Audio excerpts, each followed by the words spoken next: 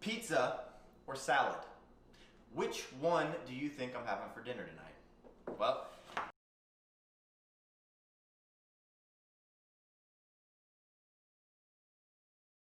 What's going on, everyone? Today, we're bringing you another episode of the Horizon Lights podcast. I have Fiend and Kitsune in Discord already. If you want to say hello, both of you. My intro was spoiled because my stream deck didn't work. I mean, give me a second. It's so cool, but it's not working. A new episode for a new week. Grammarly? You keep talking, I'll do it in a second when it works. No, my stream deck's like broke. It's not good. Ooh. Well, before I forget, then let's go, because I did forget last week.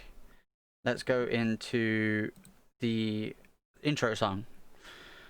Again, I need to double check with Rafe that this is actually okay. He seems to have no issue with me playing Part of the Plan's songs on stream anyway. Like he gave me permission to, so I don't see why this would be a problem either with regards to technically this being a stream on my my channel. But it was Overlooked once again with Part of the Plan, which is a band that a good friend of ours, Rafebound, is the lead singer of. I'm going to put !Cody in chat, which is basically a quick synopsis and information on him and the band. If you want to go and follow them on Twitter or whatever, then you can go and do that. He also streams, and there's a link to his stream in there as well, just as a little thank you for letting us use the band's music, as it were. So with that being said, Fiend, is your little intro you wanted to do ready?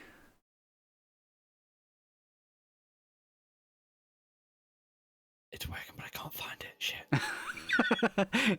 It's working, but you can't find it. Wait. There it is. Hello there. Right. That was Anticlimactic. Yeah, that was anticlimactic, but our friend Fiend, everyone. Hi. Yeah, no, I am my stream because like I closed my laptop when I went out. Like my stream deck just didn't want to like reboot, so I had to figure out which USB it's plugged into. Turns out it's plugged into my monitor, so I had to like basically just guess which USB it was, but I didn't want to pull them all out. So luckily I got it right, and then I couldn't get it back in, and just Anyway. Alright, so do you want to give a quick? Had a fun start, yeah. Yeah, do you want to give a quick intro as to who you are? Sure, I guess. Like, I actually did prepare for this because I'm incredibly good at this stuff. So, Hey, Naz just followed. Thanks, Naz. Wow, like way too late, Naz. But yeah, no, I obviously my name's like the Fiend underscore, but everyone calls me Fiend. I've been a Twitch streamer for technically 7 years, if you classify me not streaming all the time, but also technically streaming. So yeah, and I'm incredibly successful with the fact that I keep stopping and dismantling all my momentum. So it is what it is. Are you comfortable mentioning part of the reason why you do stop, or do you want to leave that? Well, you brought it up now, so I'm gonna. No, I, because I am personally, I suffer with depression and anxiety and a bunch of other stuff, but mainly they're like the big reasons of why I stopped. The reason, which again, it's not.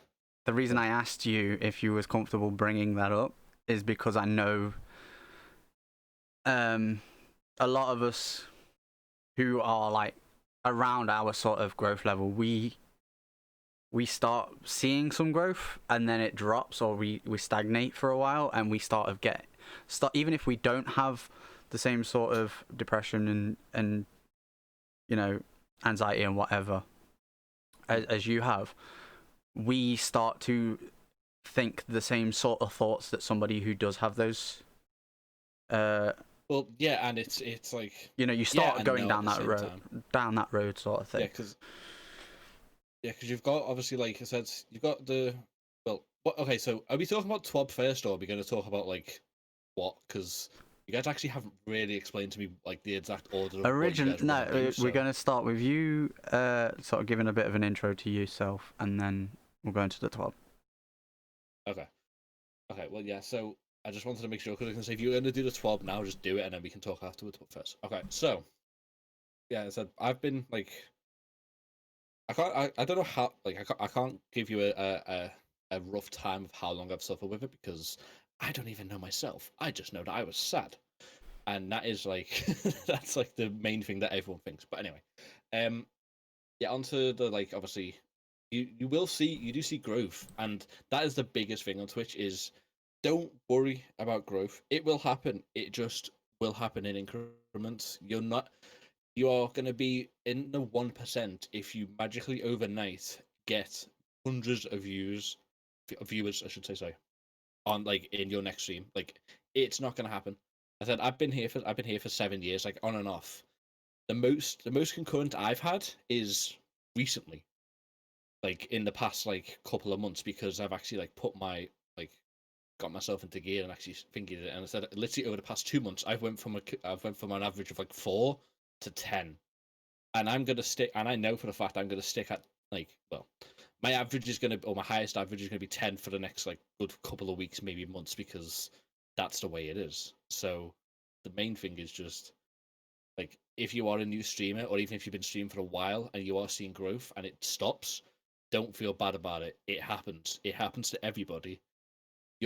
This isn't an overnight thing. It never has been, and it never will be, unless you have.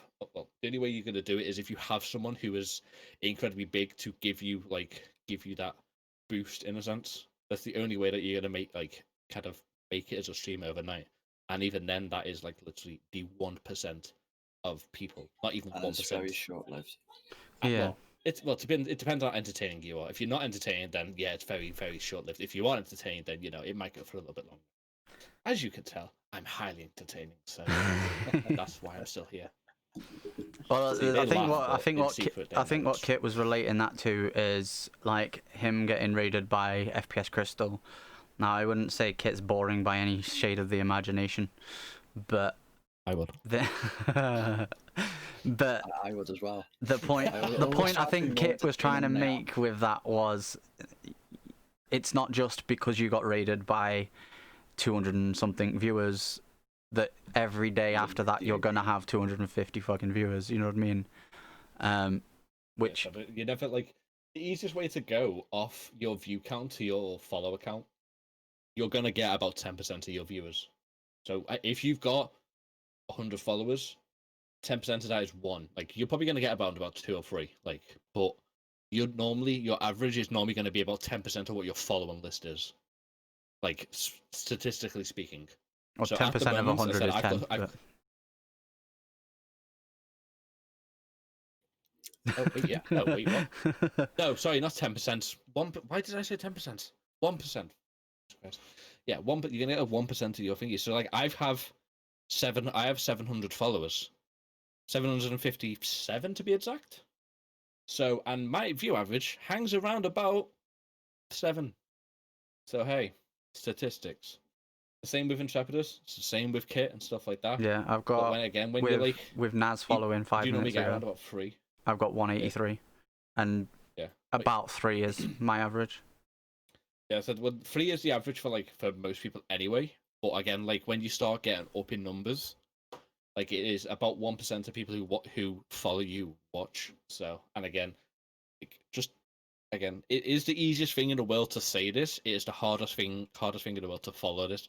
Do not get disheartened. If I hadn't stopped when affiliate, I've been an affiliate since like technically day 3. Because I was like, obviously I kind of messed up my application form, so I had to reapply.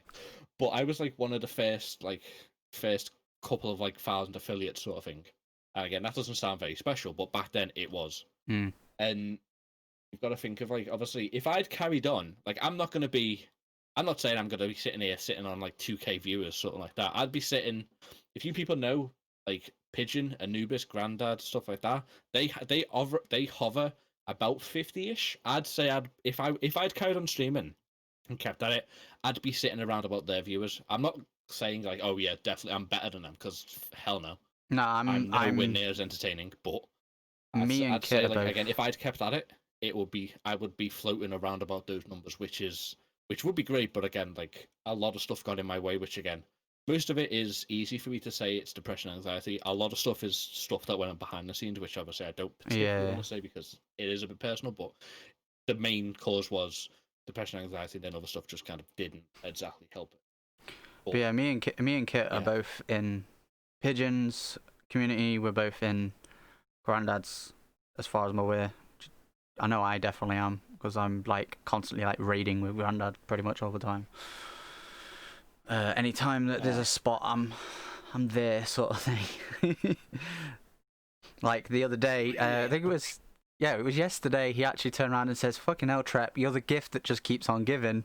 And I was like, "Wait, what?" And he goes, "We needed one person. You put in the chat, if you need one, I'm here." And then you jumped in. I goes, "Yeah." And then he says, "Now we're at the final boss fight, and you're the one that's volunteering to do Divinity." Like, jeez. And you've got Well and Luna faction boots on. Like I just said, you're the gift that keeps on giving. But like his sense of humor, Pigeons, yours, Fiend, are fairly similar. So yeah, I would agree with you. You'd probably be around about their sort of average if you'd have like stuck at it. Thanks. So sounds like a good junction for me to take a left. While we're still talking about our guest, to talk to you about, well, obviously, you know, everyone we have on so far plays Destiny at some point. You've played Destiny quite a bit. We play with you, you play with us, stuff like that. What else do you play? It depends. Honestly, like, well, recently it's been, what's the word? I've been playing Zombies, obviously, as you know, Kit, because me and you've been playing it a hell of a lot. But we've also been, I've also been doing platinum hunting, which is basically, what's the word? Yeah, like earning platinum trophies on PlayStation. So like I did that for quite a bit actually, and I do plan on getting back into it. It's just the only issue is I have a base PS4 and it screams at me if I play a game from 2017 onwards. So it's not great, but he's got a sound clip and it sounds like a jet engine. Oh yeah. Oh yeah, and that was it sat in the menu, which makes it even better. But no, I classify myself as a variety streamer, but for the past couple of months, Destiny 2 has been like the main game I've kind of gravitated towards. Pardon me, but yeah, it has been. Like I would rather be a variety streamer because my attention span and my like levels of boredom are so high, I can just switch off from a game like that. So I would much rather like classify myself as a variety streamer, but it helps to be stuck to one game because then people come back like mainly for the game, but obviously they come back for you. Like I've got people who I've known for years, like it's like one of my friends, Demoic Ronan. I've known him for at minimum 8 years, and probably more. But I said he absolutely hates Destiny with passion, like absolutely hates it. But he'll sit there, he'll be in my streams pretty much. Like 9 times out of 10, he'll be on my streams, especially when I'm doing Destiny, and he'll sit there and he'll reluctantly enjoy the content, and he'll support me and stuff like that. So basically, just having a chat with you and everybody else that's in there. Again, yeah, he does the same. Thing, like, he does the same with me and Kit as well. I've noticed that. Like, that's one thing. Like Ronin, I can 100% say is like an MVP of all of our communities in a sense. You know what I mean? He chills and just hangs out with us rather than like he's seen something in each of us that makes him go, "This dude is my friend. I'ma hang out even though I hate the game that he's playing." Yeah, pretty much. And on with the topic of that game, we have This Week at Bungie. What's going on this week? Well, your key things, as I've got open on stream, is that they brought Hawkmoon back. Obviously, we had earlier on in the season, we had the Hawkmoon questline to get the generic role that everybody got, and then they announced using that we were going to get random rolls because one perk had a question mark and it says this gun has random rolls or something along those lines. Copies of the will roll with a random perk. Yeah, I think it said. Something along those lines. I'm not sure his phrase, but something like that. But yeah, and then so we've got the Harbinger activity, which is akin to your Whisper of the Worm or Outbreak Perfected activities, only the difference being that it's not timed, I would say. So I actually really liked it because I did it solo on Tuesday. It was able to be soloed from that moment as long as I was above the power delta, which I am. It's a 1270 activity, so it's still difficult for even someone who's 1260 base and then plus 21 on their artifact like me. There's obviously other people out there that's got plus 30 by now, and yeah, I thought I played a Destiny a lot, let's put it that way. But I mean, it's still, you can tell going through it solo, it's designed for 3 people, but it's doable, which I liked. It's the same thing as a dungeon. But yeah, they basically brought in the Harbinger activity. You get the catalyst for Hawkmoon from there, which people have actually said is kind of OP, considering it gives you bonus weapon stability, damage. No, what is it? Stability, range and reload speed, right? No, handling. Was it handling? I don't know. It gives you a bonus to 3 stats on the gun, and gives you 2 extra shots in the magazine. But the bonuses on the stats are based upon how many stacks of paracausal charge you've got. So if you've got that 7 stack and you have that 1 bullet left, it's obviously when you've got the catalyst you'd have 3 bullets left, but you've got that paracausal shot loaded into the mag and you're gonna about to basically one dink somebody in Crucible, is more likely if you've got the catalyst for you to do that. Do you know what I mean? I applaud. I think catalysts need to be more like what Hawkmoon's is, and less like Wither Hordes where it's, oh, we give you auto-loading holster, or less like Fourth Horseman's another one. Oh, have another shot in your clip and increased reload speed. I think it just needs to be over the top power when it comes to a catalyst. I can't remember who it was. I think it might have even been you, Fiend, actually mentioned the other day. It would be they would love to see multitude of catalysts. If that wasn't you, Fiend, I can't remember. It might have been Anubis, which we're actually going to mention here in a minute. It was someone I was watching anyway said that they felt like they could do multitude of catalysts where they could offer different bonuses based on whichever catalyst you were using.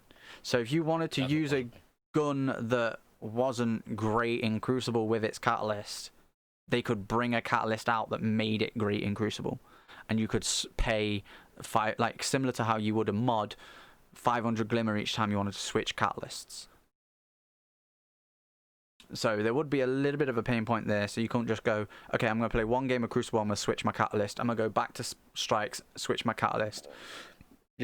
Obviously you're going to get people have a stock of glimmer now, but there'd be a pain point is the point. In the TWAB, they announced what is. Say again, Kit. It's just the requirement to switch for depending on what activity you're going into the weapon with. Yeah. Rather than just having it there and just being like, oh yeah, I can just equip it, whatever. Or already having it on and just going straight into Crucible or Strikes and Gambit or whatever. Yeah. So then they go in on the TWAB. They go on to what's sticking around with the fact that they've now done away with FOMO, or fear of missing out, as they explain right here. Well, they think they have. They're working on it. They're working on it. They're doing their best. So here's everything that will be sticking around until the end of year 4. So until Witch Queen DLC comes out later this year. Things that are going away is a very, very short list of Crow's bounties, messages from the field, seasonal artifact and season pass, which always go away anyway. That's basically a given. You're not going to want a season of artifact from this season and a season pass from this season next season, are you? Like, you're going to want new replacements for those pieces of the content, essentially. They also say that there's going to be a bit of janky stuff with Crow because he's going to be in Spider's lair to a certain degree and in a new destination. Now, my thing, and I stated this to Kit just before we start the podcast, is that they state new destination. They don't state he's going to the tower. They don't state that he's going to like any given point of the tower, whether he's going to the courtyard or the annex. Like, if he's just going to go to the tower but still be hiding, so he's going to go to the annex, then why not just say he will be moving to the annex? I personally think the rumors. I personally think the rumors that we've been having, and the new picture that we got on the PlayStation Store for Destiny, and it then updated when Beyond Light came out for Xbox as well, and I'm pretty sure PC, where we have the old Destiny 1 tower underneath the Traveler in the image for the game. I think that's potentially what they're on about with this new destination, and I've got a little bit more like thoughts on what makes me think that further down the TWAB, so we'll go into that when we get down there. But yeah, because he'll be obviously remaining on Tangle Shore, seasonal hunt content tied to his inventory. Season of 13 though, which is next season, will avoid these issues because from the outset it has been designed to remain out within, you know, the game for the entirety of year 4, whereas this seasonal hunt was originally designed around the previous model of here's 3 months, complete as much of the content, and then off you pop, like it's gone. Well, that as well as also it was kind of like held back by COVID and stuff. So. Well, yeah, there's that as well. So that definitely helped. But now all I was going to say was it says like he's moving to a new destination. Like, they may just not have decided exactly where to stick him. But even though it is like 20 days away, so it's like it is. I'd imagine they'd already decided, is my personal point. Yeah, but I don't think that they'd be bringing in for just a season. I don't think that they'd be bringing in a completely new destination or like anything like that. But probably just bringing back, like everyone's been talking about bringing back the old tower and all that type of stuff. So that's probably what it's going to end up being. But yeah, there's been there was a glitch, destination. I think somebody posted. I've not found it. I need to find it, and we can maybe talk about it at some point on the podcast, where there was a map found where it was the old tower, and then there was an extension onto the new, what would be the new hangar. Because let's face it, we can fast travel to the annex and then do a quick long walk up to like Ikora, not that she has any use at the moment, or Hawthorne, obviously clan vendor.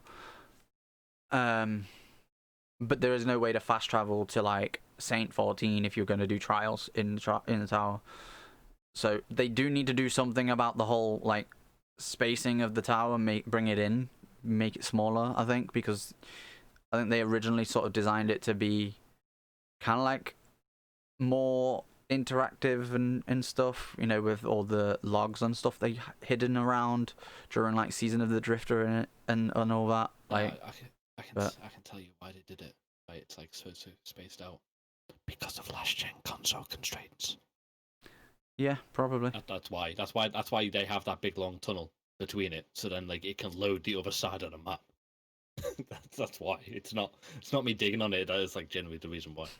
Like, so then they could load it without obviously like taking too long to get into the tower, even though it took long enough anyway. But anyway, carry on. But yeah, like I think there was, if I remember correctly, from the like leaks and stuff that people like said were on this image that people found. There was like a little bit off to the side, which actually allowed you to go down into the last city, kind of like we had with the end of season event for Season of Arrivals. Now, obviously, I haven't personally seen this image. I heard this from in streams or something, so it could be complete BS. But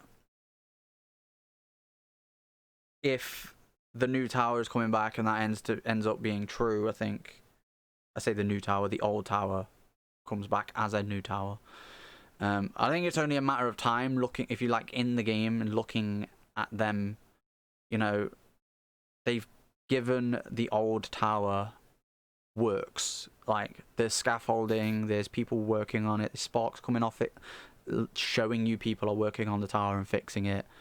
The current tower, if you will, is actually on the wall itself. It's not the tower. And I think Bungie turning around and going, "Oh yeah, we're returning you to the tower," is going to be the ultimate, like,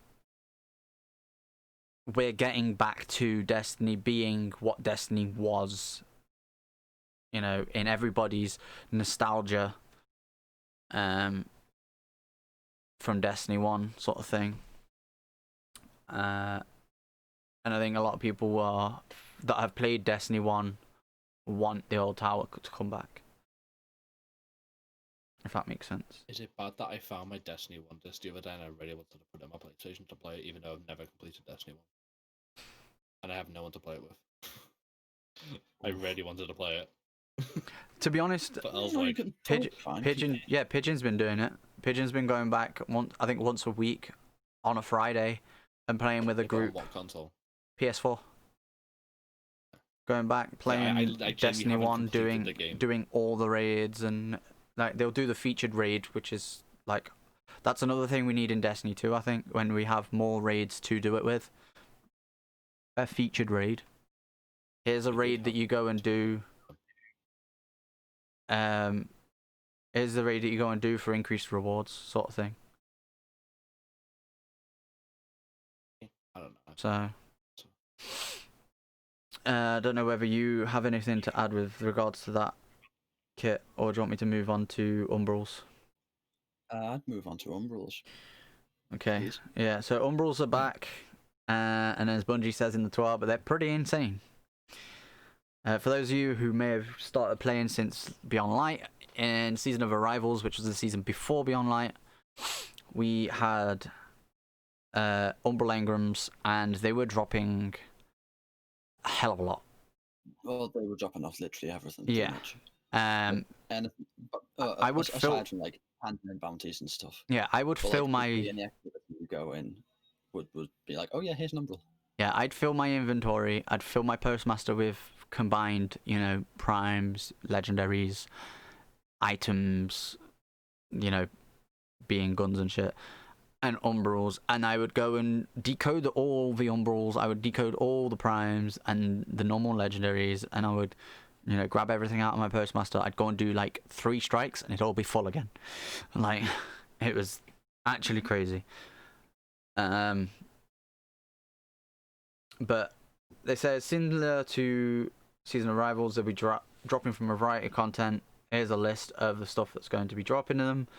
I'm very happy that they've included the Nightmare Hunts and Blind Wells in this, personally, because of the fact that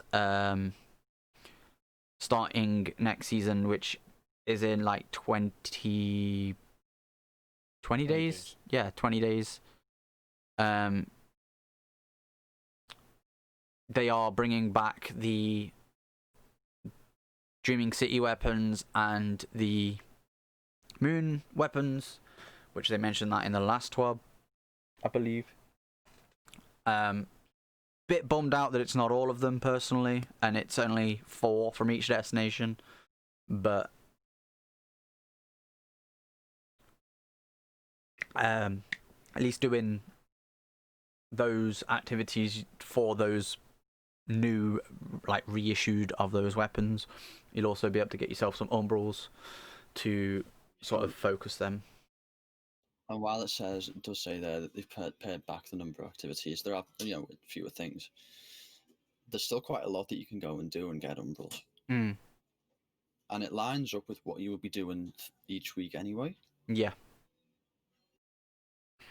So it's essentially like saying, okay, you're going to go and do your bounties every week. You're going to go and do your, for like weekly Bright Dust or whatever. You're going to go and do, which is patrols basically, let's face it. You're going to go and do your weekly strikes, Crucible, Gambit, Playlist, Ordeals. Whilst you're doing the bounties, you might be doing public events. Like, as part of your weekly, like you said, weekly ritual, you're going to be doing a lot of these activities. So it's essentially saying, yes, you're going to be getting the rewards that you would normally get, but you're also going to get these umbrals on top of that, which just means more loot, which in a loot shoot type of game is a key aspect. Like, there's a lot of things of what people have been asking for. A lot of people were comparing this season's loot offerings in a sense of you can farm for specific things to the menagerie, and I didn't agree with that personally because of the fact that there was a random element to it. Yes, whenever lore mutations came up or recon data come up, you could do a hunt, refresh your thing, but it didn't always refresh. But you could potentially re-roll to get like the gun that you needed or the piece of armor that you needed. Menagerie was, I'm going in, I need an energy, I want a beloved. Okay, I'm going for beloved because it's an energy sniper rifle. Like, boom, it was targeted farm as it's perfect. Umbrals were pretty close to that as well, considering a lot of them. When you had them really focused, they only had like, what was it, 3 things that it could possibly be? 2. If you had the tier 2, like, you could go, okay, I want the season of Worthy close quarters, and it was either the close quarters shotgun, the 7th Seraph CQB, or whatever it's called, or the 7th Seraph SMG. So you're farming for an SMG, well, guess what? You've got 50% chance of getting one. It's probably not that much of a drop rate, but at the same time, you knew you was either going to get that or something else that could potentially be useful because it was an energy weapon. What I personally didn't like is stuff like there was one heavy that people wanted, and it was tied with another heavy, and it just didn't work. And then also the fact that the season Undying gear, so the stuff that you got from the Vex invasions, in the umbrals for those, they were season capped to the Season of Arrival's cap. It's like, well, what's the point of me farming for these out of umbrals when at the end of this season they're useless? Even if they'd made it, so that they were 1260 cap, I think people would have been happy with, because for one, we didn't know what the season cap was going to be in Beyond Light, and 2, it would have looked like there was going to be a space, to improve that weapon, whereas there wasn't that. They do say further here, look, that you do have a chance to drop from defeating enemies during the game. So even if you're not grinding the list of activities, you'll still be earning some. It's just going to be lower than before. And they even say here, you may notice fewer sitting in your inventory, because while it was fun to watch them rain on players in Season of 11, the drop rates were higher than expected. So we are rebalancing the drop rate. It'll be a short quest to show people how to use, or players, sorry, how to use the Prismatic Recaster. Read more about this below. And focus Umbral engrams. The quest will be account wide, so you only have to do it once on your account. Like, you won't have to do it 3 times per, like once per character. Which I'm guessing is only. Way to open them. Yeah, I was gonna say the only reason I think they're doing that is for anybody that joined the game when Beyond Light came out, because there was a bunch, especially on Xbox, where obviously all the DLC went free with Game Pass, that joined the game when Beyond Light came out.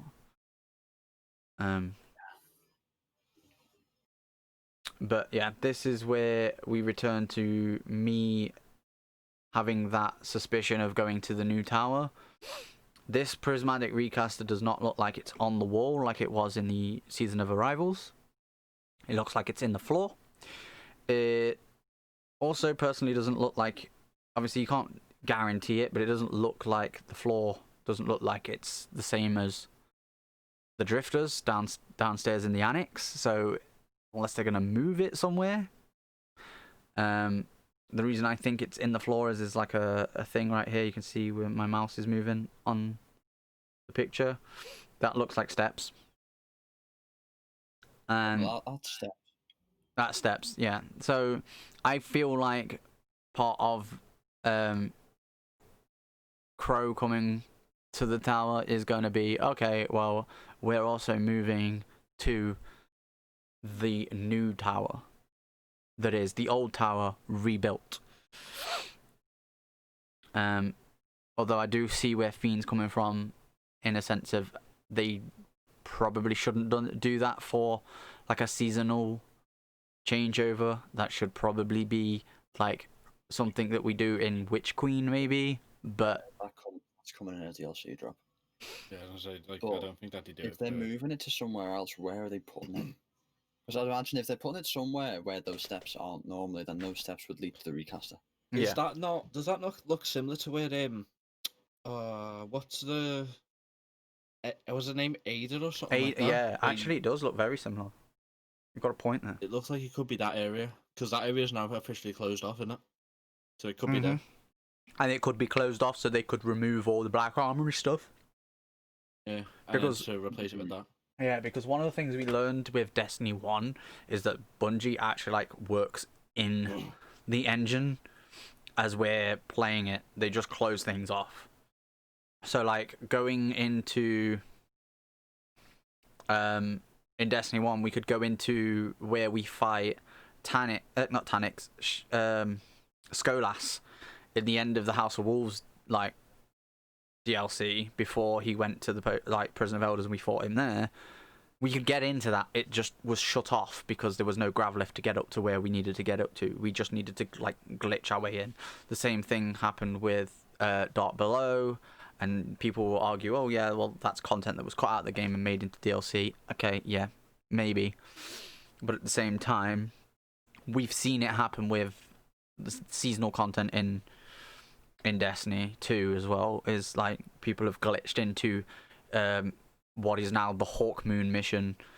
Before it was the Hawkmoon mission, they've built onto the engine as we're playing the game, sort of thing. So yeah, I very much, now you say that, Fiend, it could potentially be where Ada was. Yeah, they could have shut it, removed all of the Black Armory gear, I don't know, put a little like audio log or some sort of lore reason as to why she has disappeared and left and gone.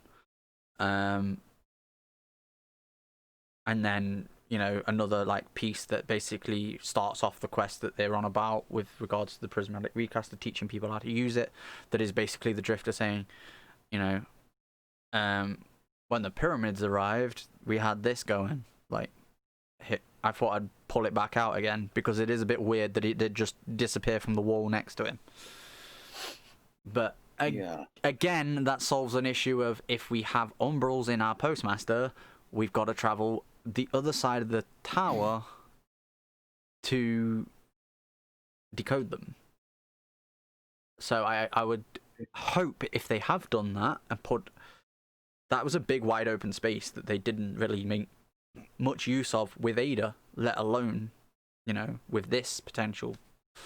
I would hope they would put another postmaster down there that is basically just, here, grab your umbrals. But Potentially, but I don't know. We'll see eventually. there's prismatic lens. That rings a bell. I'm pretty sure we got an item at the end of the seasonal event, maybe, that was like, or it might have been at the end of Haunted Forest, that was something to do with it was a lens, but I Like Dreaming City lens. yeah, As far as I know, we haven't had anything to use it with yet. that's what I mean. So I'm thinking that rings. I'm not sure on the name of that item. I'd have to go and like look. But Prismatic. it is prismatic. No, I don't think it was, is what I'm saying. Oh, well, I was gonna say if it was, then maybe now we found our use for it, but Potentially. and it would be a good can I way. It would be a good way to turn around to people who have been playing the game for a while and say, "Oh, all this stuff that you've been saving because you don't know what it's for. Here, this is the reason to keep it. Like you've got bonuses, sort of thing." Because a lot of people don't feel like that Bungie are bothered about was this long time. I love how kids go on to check it now. Oh yeah, Ascendant. It was lens. it was Ascendant lens. Yeah, I was checking as well on Dim. Yeah, focusing lens from the Dreamer City, which the Ascendant planes. It could be a core component of the prismatic lenses. Maybe. I don't know. We'll find out, I guess, next season. But then we got titles, Gilded Age, because certain titles are now getting a seasonal refresh, essentially. Rather than the entire title being refreshed, though, as Conqueror currently is, it's just going to be the ritual side of it, the gilded side of it. Yeah, the gilding of it. So as you see here with the flawless title in the picture, they're giving you the option to essentially complete the title again, and gild it. So what they're saying here is, if you look, because you haven't completed that title yet, it's just those 5. But if you scroll down and look at the next image, Oh yeah. then once you've done those 5, you get another 5 objectives, and those 5 objectives change seasonal, reset season to season. So the core 5 to get you the title, you've got the title, then they're done. But each season you can do the extra objectives to gild it. Yeah. So the 4 ones that are going to be doing are Trials, The Ordeal, Crucible, and Gambit. And they say at the end of this, feedback please, they want constructive feedback on it. And they've got a bit of it already. Yeah, they have, which we're going to cover in a moment. Fiend, do you have like any of these? I don't personally have any other than Dredgen. And I wouldn't gilding it. Fiend, what have you got? Fairly certain I have none of them. The only title I got was last season's one. So I think you're close to Dredgen though. We can like work on that at some point if you really wanted to. But I'd be interested in gilding it. It depends on what they come with. Objectives though. I'd imagine something going to be related to the old Gambit Prime roles. Defend. Oh yeah. Defend from blockers, which is Sentry. Get multitude of kills like you would have to for Reaper. Reaper, yeah. Because in the Reaper armor, you used to have to get 20 kills, I think it was, a Massacre medal or something, on the ads. And it was buggy as fuck, so people hated doing Reckoner for that exact reason. Then, like you said, get a certain amount of Army of One medals whilst, you know, invading. And then the other one was collector. So I don't know, collect a certain number of emotes in a match. Because we used to have we still technically do with Dredgen. Collect 75 motes without losing any in a game and win, which is one of the harder ones. But if you've got a good team, it can be done. But yeah, I think maybe drop a certain amount of blockers on the enemy team might be potentially part of it as well. Like, Maybe right not. By the way, about the Dredgen one, I am 2 off it. I need to be set my infamy rank and win a Gambit match with Gambit squad. Okay, yeah. We can get them. I just need to set my bloody rank. It's the main. Yeah, it's 15,000, I think. Do you need? Which is currently on 3.7. Yeah. They had double infamy or triple infamy last week, which got me very close to I'd not long done mine for a second time, I think it was, or third, and no, second, and yeah, so I got my second package. It was a 1280 masterworked curated Bad Omens, which is actually the god roll cluster tracking. So there you go, 1260, fucking beautiful. Is the issue though is Gambit just crap? I don't like it. So it's like, ugh. I like it to a certain extent. It depends on like who I'm playing with and stuff like that. Like when we was playing it the other day for the weekly stuff, you know, the pinnacle. I had a lot of fun because you had kit strategically using div, me and you running around with like our supers and Hawkmoon and other weapons, like just dinking everything. It's fun. Xenophage. Yeah. Just Xenophage. That's all you have to do. Speaking of which, I can link a clip in chat of me absolutely dicking on someone with a Xenophage, which was actually quite fun. Yeah. Just give like 5 minutes, but I'll find it. Alright, well, in those 5 minutes, should we discuss what else we've got in the tab, and then see? So we've got quickly go over they've got a community giveaway going ahead. They're going to start doing, you know, annual giveaways, or this is the 3rd annual giveaway even, which is like collectors. There you go. There's a link.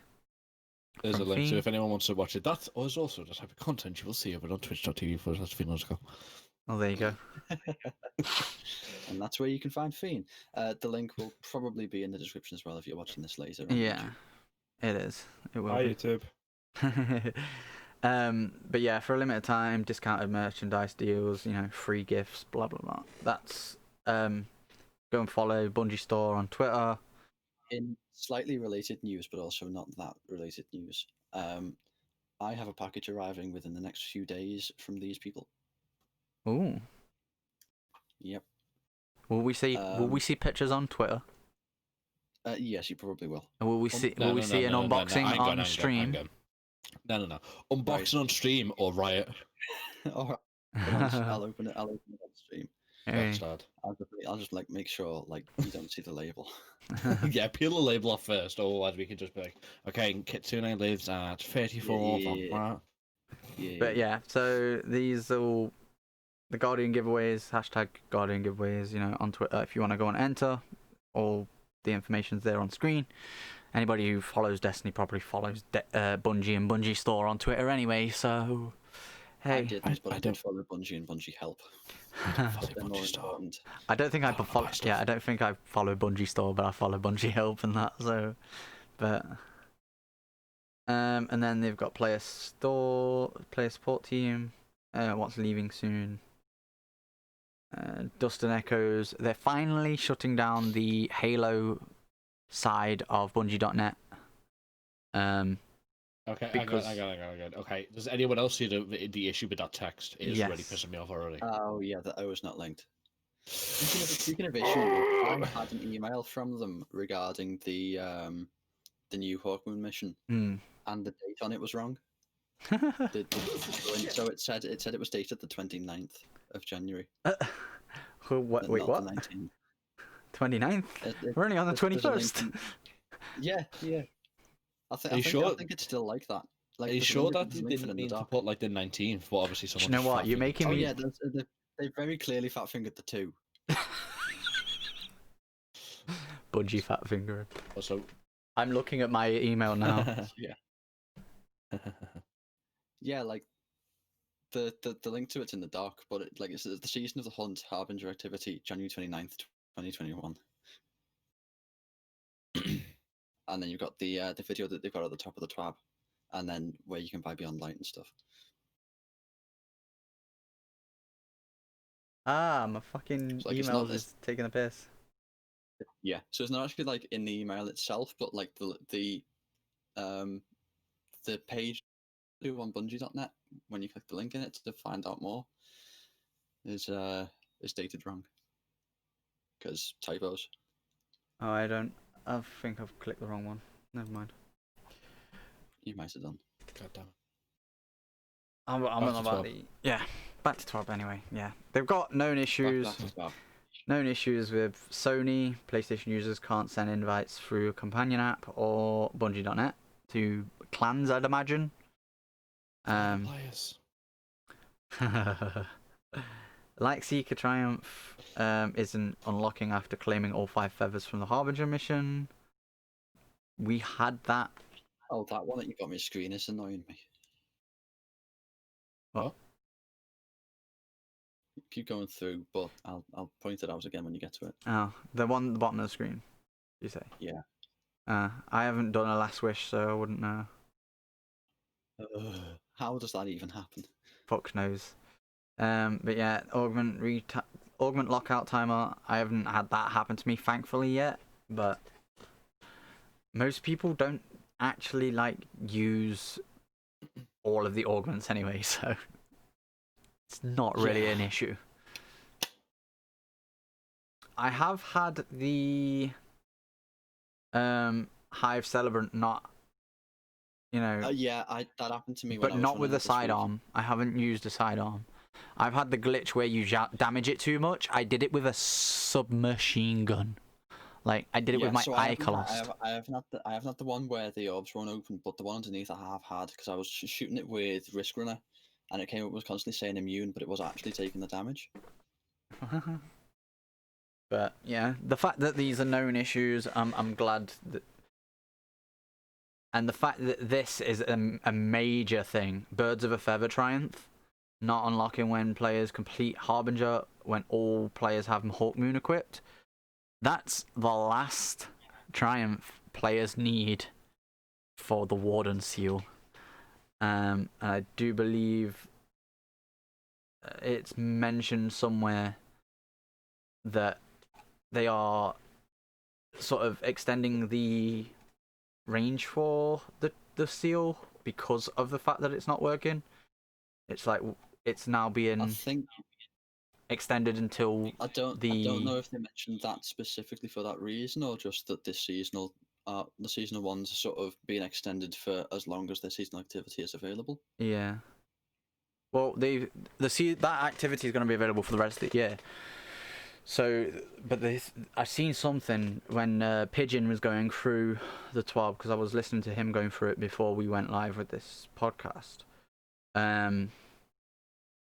Because it's always useful to get other people's thoughts on it. As I'm reading through it myself, I'm listening to him reading through it, him giving his thoughts and feedback, and I'm like, because I will read something and he will read it completely different. It's part of the reason why I like to sort of discuss the 12 whenever we, even before we did the podcast, we would discuss it. I would link it to you, Kit, in your chat whenever you was live, like on a Thursday. So, Yeah. because you did have 1 or 2 days that you did like miss a Tuesday or something, and you went live on Thursday instead. Like, but yeah, we'd be discussing things like this, and if I was playing with Fiend like on Destiny, we would be discussing him as well. Like, so we read things differently, and I think it's great to get people's feedback because of that sort of thing. But yeah, somewhere in here they basically say, as per the Bungie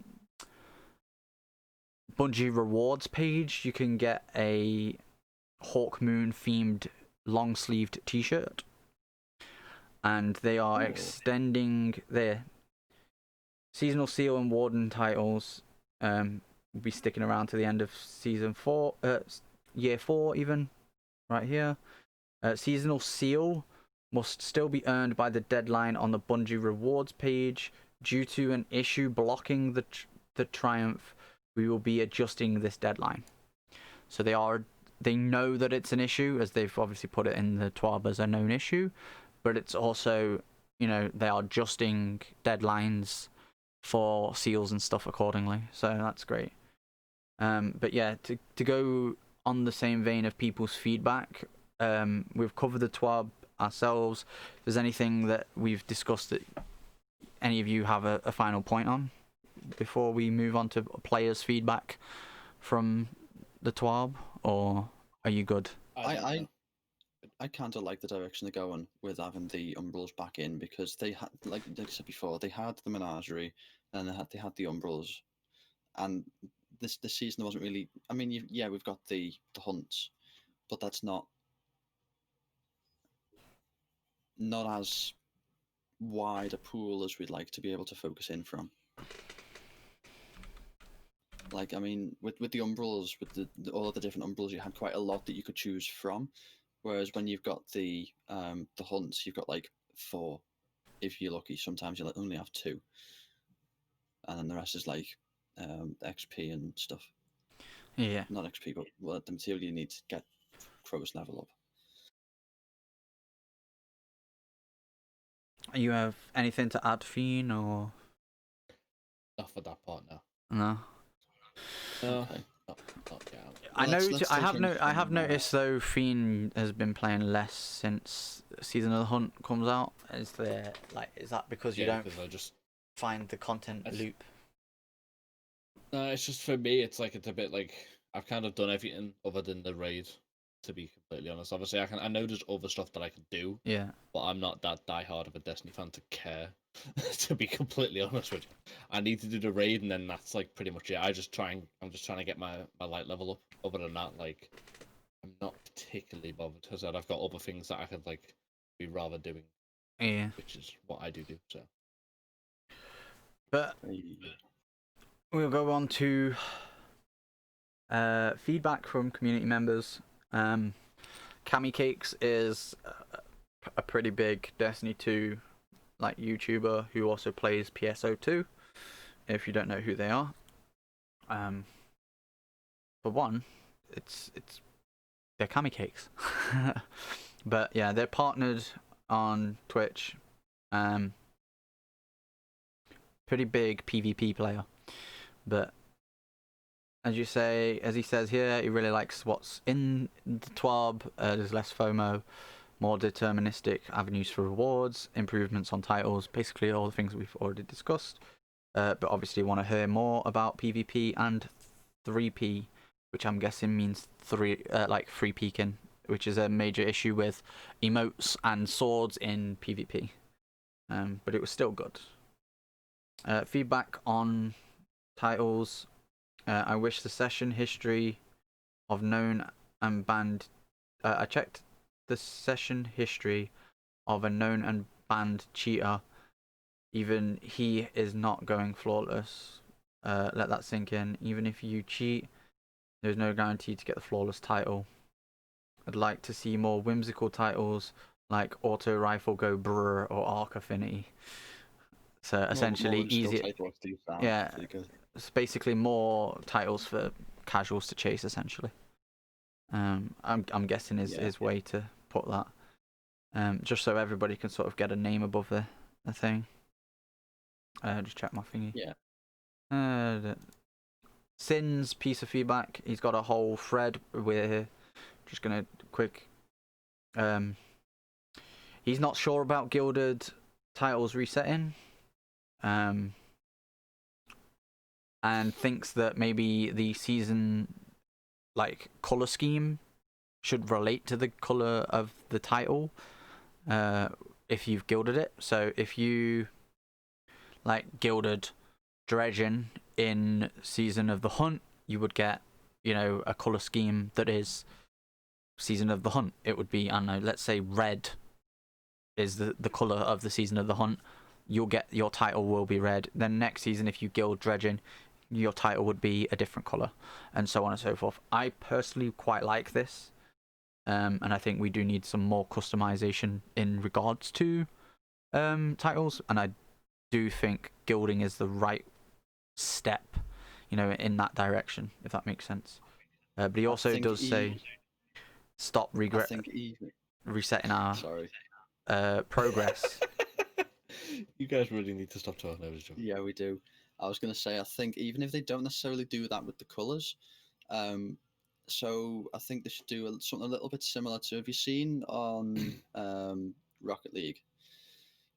There are some titles you can get for, depending on like what rank you reach in competitive play, or for winning tournaments at a certain level, and they're prefixed with what season you got it in.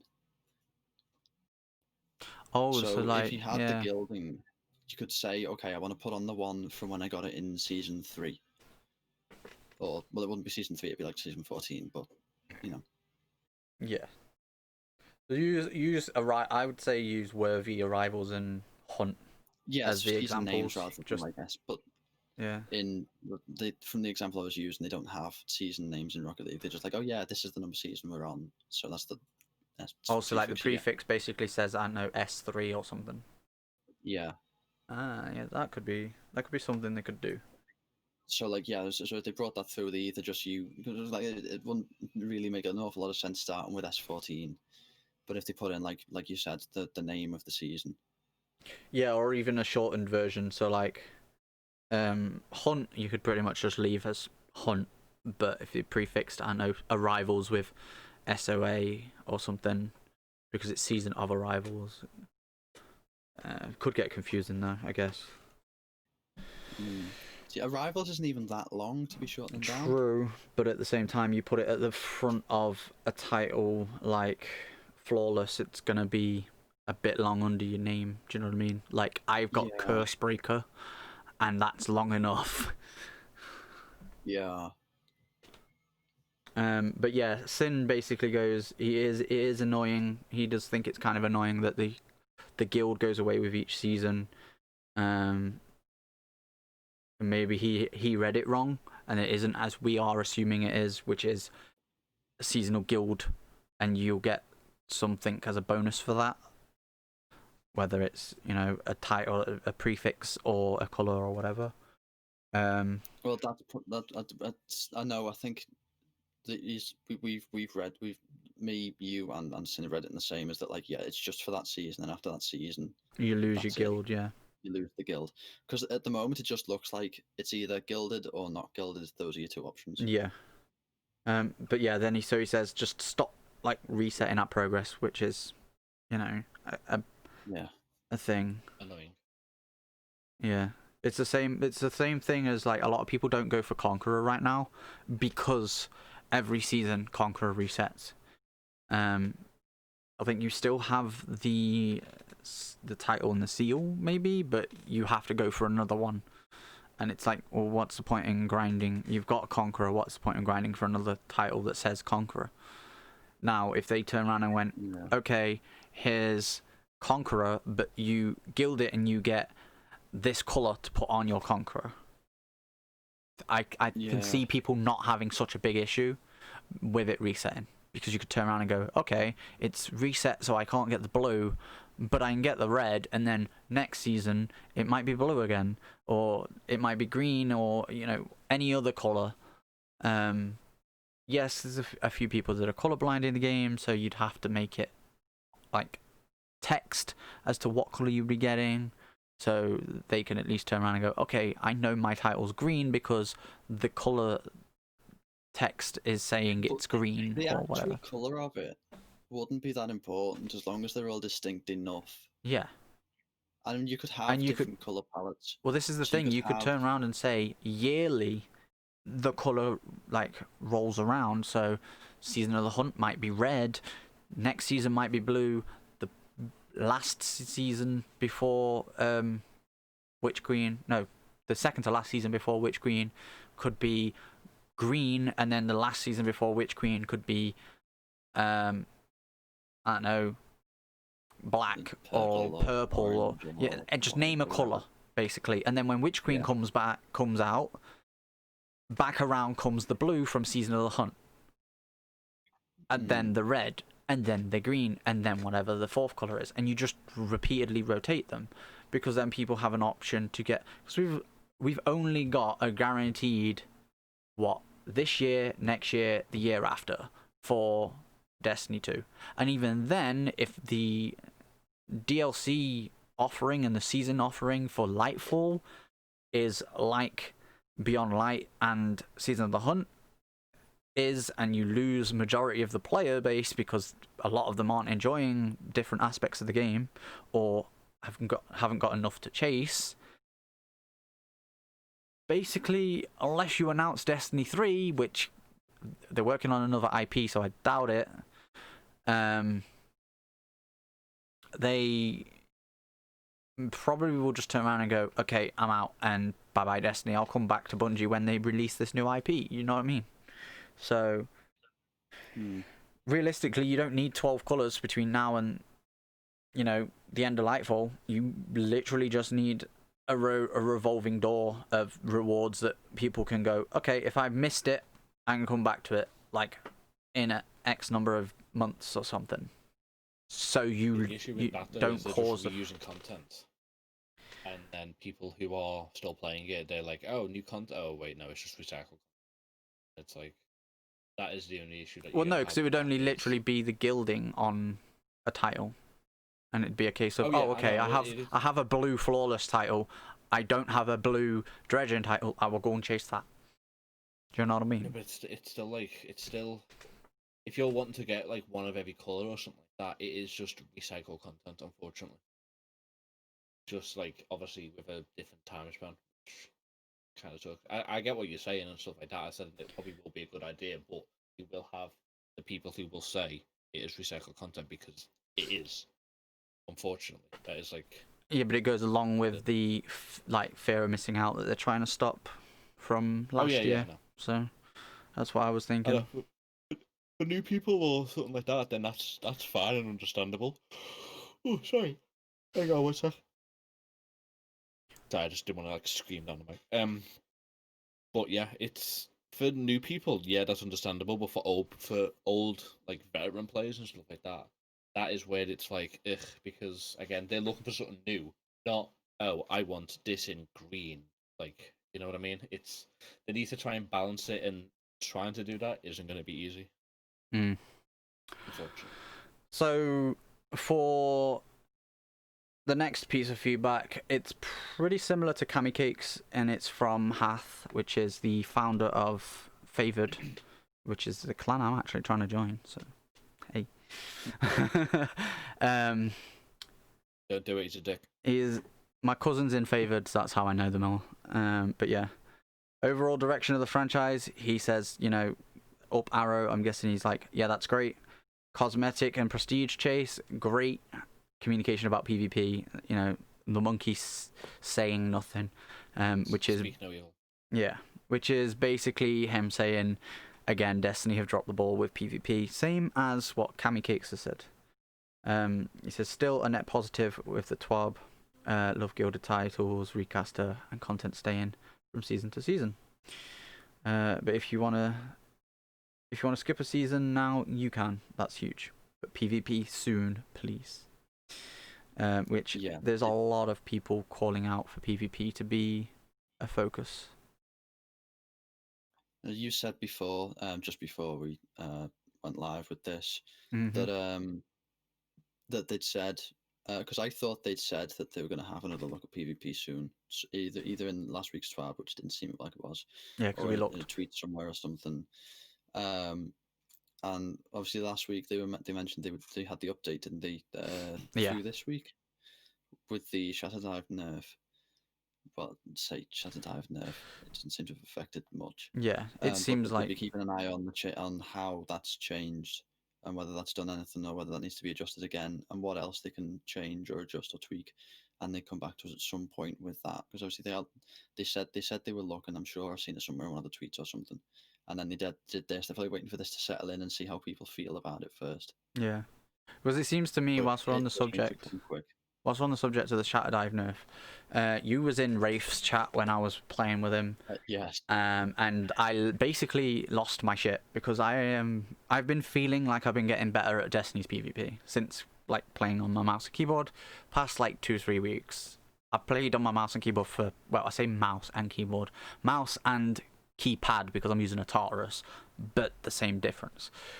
Hashtag not sponsored. Yeah, hashtag not sponsored. Razors, if you wanna. Yeah, never mind. But yeah, I felt like I was getting better at PvP and working out great ways to counter stasis, counter people who are shatter diving.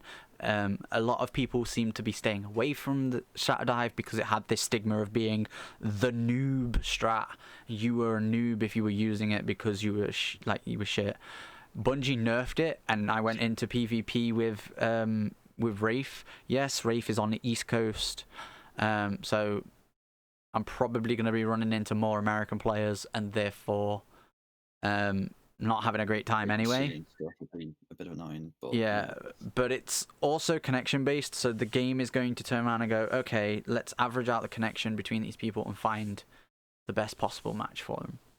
Now, the thing is, they say it's connection based, but a couple nights ago, I was playing around about the same sort of time before the Shatter Dive nerf, and I came against somebody who is in Favoured's sister clan, Ephemera, a dude that goes by the name of Medical. He absolutely rocked my shit. Like, the dude's a good player, and I knew it. As soon as I seen him in the lobby, I was like, I guarantee that if that is the Medical I'm thinking of, and that E is Ephemera, like, I'm going to get my shit pushed in. And what happened? I got my shit pushed in. But out of, I think, 8 gunfights, I beat him once, and it was because I used my Chaos Reach, and he didn't see it coming. Like, that's how good the guy is. But at the same time, you can't argue that that's connection-based, because he's in the US. I'm in the UK. It was just a simple fact of I was playing at like 4 in the morning that I came against him. But I wasn't having the greatest of time playing with Wraith. It wasn't so much playing with Wraith though, it was the people we were playing against. We were playing against a lot of people who basically turned around and said to Bungie's TWAB last week and the update that went live on Tuesday, and went, "You nerfed Shatter Dive." Did you fuck? And so everybody was using it. It's like, oh, we can't be called a noob for using this anymore. Do you know what I mean? So there still needs to be something to do, like, to tone it down. I feel the whispers, the fissures, even that like was supposed to nerf the damage or whatever, didn't. I was watching Anubis the other day, and he was playing through PvP. He's on his Titan, and he's playing Mayhem, which yesterday I actually played some Mayhem myself last night. It's a lot of fun. Let's just put it that way. Especially a Warlock Chaos Reach with 100 intellect. Lots of fun. I mean, toxic as fuck. Even But without that, it's one of those game modes where at literally every corner you can just sort of expect to just be shot round it by anything. Like, there will always be a super waiting for you. well, this is the thing as well. I thought, But it's so it's one of those game modes where it's if you had like that sort of situation normally, it would be a massive pain in the ass, and you would hate playing that particular game, like that particular round of Crucible, right? But the fact that everyone's got their super all the time, leads to some fucking hilarious combinations. Exactly. And I think that's part of it. Is I expected to go in to when I went into, because I was watching Anubis, I was expecting to go in to Mayhem and go, do you know what? I don't want to play PvP anymore because all of the Stasis Supers coming out. There was a bunch of them, yes, but like you said, because it was a sheer fact of everybody's got their super pretty much all the fucking time, there was a degree there of you knew there was going to be Stasis Supers, that you knew there was going to be Nova Bombs thrown everywhere, you knew there was going to be Chaos Reachers lightning you every like, do you know what I mean? Like, but the fact I expected, because obviously Mayhem not only affects your super, but also your like recharge rate on your abilities. I expected to see a whole lot more shatter diving in there than I did in normal PvP, because of the fact that it was so much easier to do it. And I actually saw, and the fact that it's so good as a counter to supers, but I actually saw less of it, which kind of gives you an inkling as to why people don't like it in normal PvP. It's essentially feels like it's designed to take out supers, but people aren't using it in that way. So, but yeah, we'll get on to this next point, which is Anubis said it's a great PvE. Twab and Atted Bungie said that they could see it. Hopefully. More reasons to do endgame over and over. Returned of focus engrams for loot stats rolls. It's one thing a lot of people said at the beginning of this season when the prismatic recast had just disappeared and we didn't have any of the world drops loot pool for like first in last out and stuff, was that it felt kind of shit that if you didn't manage to get that god roll first in last out, you had to hope that it randomly rolled. Extending seasonal content, which we knew was coming anyway. It was going to be every year.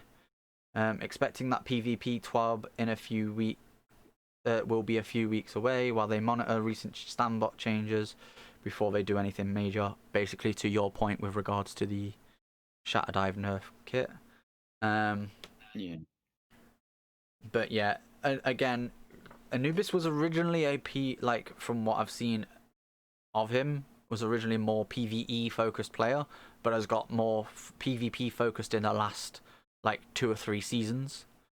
And to see how good he's gone, like how average he's gone from being in Crucible to how good he is now is actually fucking crazy. And that's simply down to, you know, working on his craft, playing with players like Physics, who can essentially Sherpa him through Crucible and go, listen, like, where you're taking cover there, you shouldn't be taking cover there because you could be shot by this, that, and the other angle. Maybe take cover over this side, and it will better improve your chances of survival, therefore improving your game, blah, blah, blah, blah, blah. Do you know what I mean? And I think that's something I've considered doing, because Ascendant Nomad does a similar thing on Wednesdays and Sundays. You send him a clip, like a game of you playing Crucible, and he'll sort of review it and give you pointers, essentially. So I've considered doing that myself, because I do want to get better at Destiny's PvP. But yeah, so there's a few feedback tweets from people in the community. Anything to add before we move on to some of the Twitch stuff, Kit? Or no, I think we just rapid fire the Twitch stuff and then yeah, right. So see if there's anything else. these are some things that you found, Kit. Lexus is doing. So it's just a couple of things that have been going on through Twitch. Yeah, so Lexus, we're going to start with that one. Okay. Yep. So Lexus released the well, not released yet. They're releasing the new 2021 IS. And part of their sort of promotion thing is they'd worked with, I don't know if it was specifically with Twitch or with the particular Twitch streamer that was hosting it, Fusely. But there was a 2-hour stream where people were watching, and they had, similar to the GlitchCon, they had things running where they'd put a poll on, and people would vote, and then obviously the result of the votes they'd put in on the car, and they were voting on things like in-car displays, games consoles, a wrap on the car. It's trying to make sort of like a gamer edition Yeah. of this car. And on February 17th, the final design is going to be revealed and all that. But I thought it was interesting in that, does this sort of thing open the path for other brands to do I the was same about sort to of say. outreach I was about to say similar sort to of people on thing. Twitch? Yeah, because it's interesting to see. Obviously, we've got ads on Twitch. We all know all too well with the recent. I say recent. It was probably about 2-3 months ago, around about when me and you first got affiliate kit. There was all this talk about. We discussed it in Fiend's chat actually. All this talk about like Monster Cat Gold giving affiliate essentially away. Oh yeah, that. We also had the discussion about like random Twitch ads. You're in the middle of a level and Twitch just goes ad, and us as streamers not having any control over that. That was the issue with that was more. It was more aimed towards bigger streamers rather than was like small streamers. Yeah, I know. Because but to us, like when they're not going to make. Oh, pardon me. They're not going to make any money off us, so it's not. It wouldn't have happened to us, but like to any streamer, obviously that's not ideal, and that's why they quickly was like, shit, let's not do that, because everyone was basically fucked off about it, because like you're watching a game and fine, ads are a thing, ads are a way for people to generate money. That's how YouTube works. Like if you know or you don't know YouTube, like literally how 90% of the creators on the content who actually earn money from it, they earn money because of ads. Like that is how they get paid. So when you have ad block on and stuff like that, whilst yes, ads are annoying shit, they are. Like if you want to support your creators, like you have to kind of watch those ads. Unfortunately, like that's how it is. And having an ad in the middle of a video is completely different than having an ad in the middle of a live stream, because in the video, oh hey, look at that, video's paused. Let me just show you this advert. And then it stops exactly. It starts again exactly where you left off with a live stream. Depending on how long said ads go on for, you could miss like. Well, yeah, when it's if this is the ones where like where they were talking about just randomly playing ads. Like, yeah, I think that they were talking about. I think it was like a minute long. Maybe I don't know. Again, it's they scrapped the idea before it was properly implemented. But yeah, if you're sitting there and it's like, oh hey, yeah, let me just throw an ad at you, and it's like I'm about to kill the final boss, advert, and then you have a 3-minute long advert, because I think that's the maximum you can have. It's like 180 seconds, and then you come back to boss is dead. You're like, well, I missed that boss fight. Yeah, okay, a 3-minute boss fight isn't the greatest thing in the world, like, but you know, like that is incredibly like stupid, and yeah, exactly. I'm glad that Twitch actually listened to us rather than we're just like, haha, we're corporate, haha, we want money, nom nom nom, and all that type of stuff. So I think one of the key things that came out of that as well, though, is that people turn around. A lot of us turn around and said, I was one of them actually. Oh well, Amazon owns Twitch now. Like, why the fuck? Twitch is why making a loss. Yeah, why the fuck are they doing? Why the fuck are they doing this sort of janky shit? And then I think it was you that actually said to me, Fiend, yes, they might own Twitch, but they're basically saying, Twitch, you make your own, money for yourself. If there's a feature you want to raise money to implement, you have to raise it. We're not paying for it. Well, because no, of what you just said, is that Twitch is making a loss. Yeah, Twitch is making a loss because obviously the amount of money that is that the amount of creators on the platform and stuff like that, and they're also getting supported outside of the platform. Hence why they brought in Cheers. Hence why they brought in this like celebration thing where you could actually donate literal money to them rather than bits. You could donate actual like £5 to them, like a YouTube super chat. Yeah. But they obviously again that's been scrapped for the time being. Whether that's going to come back or not, I have no idea. But that's like because Twitch isn't making money. It may seem like it because they like thingy, but it's not, because the amount of creators on the platform and all this type of stuff. You've got to think of the bandwidth it takes, because there is a like minimum, and I mean like literally bare minimum, 1 million creators on the platform at any given moment. Yeah. Like that is people streaming, and that doesn't count like, oh yeah, XQC and all that type of stuff. That counts me, you, Kit, anybody, all these people with just one viewer that are contributing to, at the moment, just chatting. 508,000 people watching it. 500,000 of those people could be in the top 10 chats. 7,000 like 900 could be in the top like 700 chats, and then you get those like the rest of like those like 200 or whatever chats or 2,000 chats where it's just one person is in each one of them, and you've got to think of the bandwidth it takes for that person to be streaming at 1080p, 6K bitrate, which is the maximum currently, all this, all that, and all these other type of features and all this type of crap. Like There is a it's lot of not people that easy. don't have the proper settings as well. I've noticed that. Oh yeah, I know, but I'm just saying Like, they just saying don't as, need like, it to be as, like, 1080p. Not only that, yeah, not only that though, is that you've with not necessarily everyone, because there are a lot of people who don't, but for anybody who streams with quality options, they're not streaming each of those streams. They're streaming one of them to Twitch, and then Twitch is like using their machines to downscale it all to each of those resolutions, Yeah. and then sending those out themselves. Yep. Okay. So, again, Which one have you got next on your So list, it's not Kit? even just the bandwidth. Just pick whichever one. All right, Twitch streamer Introduce it. Nathan. Okay, so this guy, this is just sort of like a Oh, he's a general member sort of stability NRG. topic. Yeah. Alright, you lead on this, Kit. I need to actually go to pee because I've been drinking too much This sneak. guy had about just over 21,000 followers. He streams Minecraft. Doesn't really matter what he streams, who he is, whatever. Right? Someone with 21,000 followers. Doesn't really matter the number, but every one of them dropped overnight.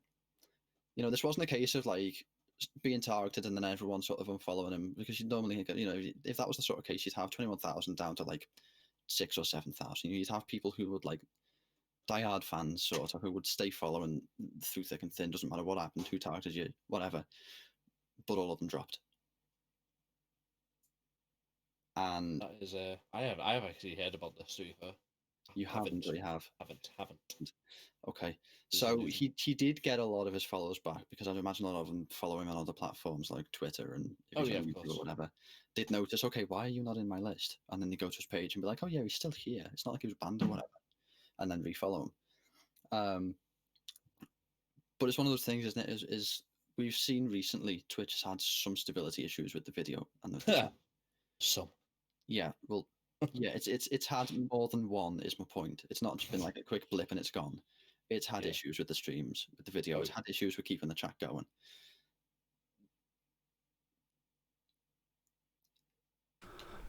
Right. Quick synopsis of what you've just spoke about. We were just sort of basically saying about Twitch has had issues recently, and then there was this as well. As there was just sort of questioning and discussing the stability of Twitch. Yeah. Because obviously, as a platform that we use to communicate with our audiences, with our communities, even with other people's communities that we're part of, you know, this kind of instability, this kind of thing happening overnight, where like any given channel, for the followers to just go, nope, you're on zero. Yes, yeah, I hadn't seen this either. The thing is, though, is that is like, I assume it's probably been thingy, but that's most likely just a glitch. Like, there would have been some explanation for it. Don't get me wrong, like, it is a big... You know, there'll be investigations and everything, trying to figure out exactly what happened and how they can prevent it and everything. Yeah. And it is unfortunate that it takes something like this. So it's spent 2 years gaining that community. And yeah, yes, 21,000 followers. You know, but that's what he's saying is the support he's been getting back is to go back up 10,000 followers in 2 hours. Yeah. You know, that's people recognizing they want to go and watch him because they know he should be live around now, right? Like, let's say I've been live dead on this time every day for the past year and a half, and then someone comes by and realizes, hey, that follow button's not filled in. What's going on? Yeah. Exactly. Again, like with that, like whilst yes, it is a big issue because obviously that it could happen to anyone. Like if he blah, blah, having a streamer that big with like 21,000 followers, granted he probably doesn't have like every single person doesn't still use their account or something like that. He can very easily get that back because don't get me wrong, he will have a following on Twitter, he will have a following Yeah, potentially on YouTube, he will have a Discord, he will have this, he will have that. He could get that back if it happened to like, and yet find where it says like it put a massive dent on his mental health. That is completely understandable. But like, thing like I lost everything. Like, don't get me wrong. Like, this is gonna sound like me being a dick, but mate, you have a platform. Like, you just like obviously if something happens, then as you've done, you've tweeted it out. You've got 30,000 replies, which is more than followers and stuff like that. Like, I'll say 30,000 likes. Sorry, not replies. I said you will very easily get that back. 6.3k people were tweeting about it though. Like, Yeah, that's replies it's or retweets. Like, I said it's not as if like I'm not saying like that. Well, yeah, what happened wasn't like should have happened. I said it shouldn't have happened, but like it's like it's been kind of blown out of proportion for a glitch. Yes, yeah, it's it's like shit. it's newsworthy and stuff like that, but like saying like losing followers from people and other huge creators. Don't get me wrong. Like if they follow you, great. If they've just followed you just because and they don't watch you, does it matter? Does it really matter that you've lost huge, like big streamer followers? Because it's not as if someone goes to a streamer's follow now and checks their following list and goes, "Oh, this guy, I'm going to follow everyone he's not." No, it doesn't work like no one does that anymore. Like again, this is me being like a dick now, but like I don't see the reason No, why. I agree personally. Him complaining that he lost followers from Tubbo, don't even know who that is, and many other huge creators. If they liked your content, they would follow you back. Yeah, Like, they would be again, following you yes, on Twitter. They would see you tweet out about it and go, "Oh shit, I better go and hit it back with a follow," or check Yeah, if you check that tweet I out haven't about it and stuff like unfollowed. that. Like, But yeah, but like with it being it's newsworthy because again, it's a big glitch and it could happen to anybody. But if that happened to us, that's it. Like, don't get me wrong, Yeah. it'll be more detrimental to our health, our mental health, because we can't get them back. If I was to all of a sudden log on tomorrow and I lost all 757 of my followers, I can guarantee I would not be able to tweet out and I would probably wouldn't even get 10% of those followers back. Guarantee it. I'm pretty positive he's got actually let's go have a look. I want to have a look. Bet you any money he's got more than 21k followers now on Twitch. Bet you any money. Yeah, because Let's have a this well, he's got Nathan. 33.9k on Twitter That's on Twitter. and on Let's see. Twitch. 26.1. So yeah, he's went up in followers. Yeah. He's been up So- 5k followers. So it's like he's gone down, but then he's come back up, and obviously it's gone around. People have found him that wouldn't otherwise have found him because of this story going around. Yeah. That's going to have happened. and it is like publicity. It's free publicity for him. Like, don't get me wrong. And again, I'm not saying this as a bad thing, as in like, oh yeah, fuck him. He did this specifically. He didn't. It's not his thingy. But Yeah. you've got to But it is a understand that, like, glitch when that's been made out to be when more than big it was. content creators say this type of stuff, they can very easily get their followers back because they will have dedicated fans in Twitter, on Discord, on Facebook, on this, on that, and that. Whereas, yes, we have friends. We don't have fans. We don't have people who are going to go like, oh yeah, I've my Twitch account's been banned. Let me just make a new one. People that are going to go like, yeah, if something like that, you're not going to have people on Twitter who'll go like rally round and get everyone together and go like, oh hey, Exactly. go, you know. Exactly. I whenever I tweet anything else, I barely get any like likes or anything like that. I said it's the way it is for us because we're not big content creators, and like obviously, most of the time I chat shit anyway, so people. Yeah, but at the same time, we still do that because it gets us in the right mindset for if we were to get to that point of, you know, having a huge community, we can still engage with them because we're used to it, sort of thing. So. I said again, it's not against this kid or anything like that. Like, what, he's 16. Like, sounds really horrible to the stuff I'm saying, but like, he has his And not only that, he's wearing an NRG hoodie. He's probably, if he's got that sort of numbers, he's probably. Let's have a look. He might not be with him. He might just be wearing the merch. Oh, he's a streamer for New Age. Apparently. So he's not According to his Twitter. NRG. No, but he's Again, no, but New Age is followed by Andy Miller, who is the CEO of NRG, and so is Nathan. So the likelihood is that New Age has some sort of affiliateship. I'd have to double check that, but has some sort of affiliateship Not with. necessarily. It might just be like just because the CEO follows like another thing, another I team, know. just means that you could keep an eye on it. You But wouldn't normally have the CEO of another team follow an individual people from a rival team, unless they were somehow linked. I don't know. To be honest with you. I have absolutely like no idea. But again, like this said, it's not the end of the world for him. Let's put it that way. Like, No. it's not the end of the world for any big content creator. If this happens to XQC, Tim the Tapman, Doctor Disrespect, or anything like that, like when Doctor Disrespect, when he got banned on Twitch, he went to YouTube, and I'm pretty certain he's bigger than he was on Yeah, Twitch. he is. Like when Ninja, actually no, I was gonna say when Ninja Shroud and stuff like that moved to Mixer, they were bigger, but they actually weren't because No. Mixer Well, didn't really work out Mixer- well. But at the same Yeah. time, Mixer died, and they came back to Twitch. Yeah, just because they paid. and That's because they paid them a ton of money to Yeah. really stream on their platform. But this is the thing: they came back to Twitch, and what they have Now they're the bigger than ever. yeah, they have grown bigger than ever. Like you say, it affects this sort of glitch would affect someone smaller a whole lot better.